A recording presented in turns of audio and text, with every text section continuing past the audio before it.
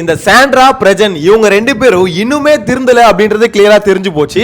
Seriously சொல்றேன், ஏமா Sandra என்னதான் உனக்கு பிரச்சனை?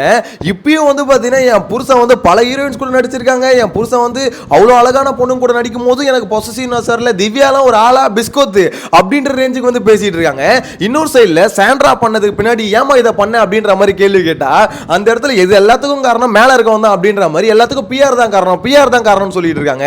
எனக்கு என்ன புரியல, நீ ஏன் அப்படி பண்ண அப்படின்ற கேள்விக்கு நான் ஏன் இப்படி பண்ணேன்னு தான் பதில் சொல்லணும். ஆனா அவங்க அப்படி பதில் சொல்லாம இதுக்கு எல்லாத்துக்கும் காரணம் அவங்க தான் தப்பா ப்ரொஜெக்ட் பண்ணிட்டாங்க, வீட்டுக்குள்ள நடந்த எல்லாத்தையும் தப்பா மாத்திட்டாங்க அப்படின்ற மாதிரி பயங்கரமான உருட்டிட்டு இருக்காங்க.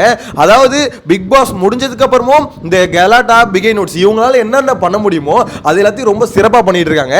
ஏன்னா இவங்க அமைதியா இருந்தா கூட இந்த பிரச்சனை சாண்ட்ரா இவங்க எல்லாரும் எப்பயோ மறந்துட்டு இருப்போம். இவங்க வந்து கூப்பிட்டு வச்சு இந்த ஃபேன்ஸ் மீட், ஃபேன்ஸ் ஃபெஸ்டிவல் அப்படின்னு நடத்துறது மூலியமா சோ திருப்பி எல்லாத்தையும் கலரி திருப்பி அவங்க வந்து செருப்படி வாங்கி கொடுத்துட்டு இருக்காங்க.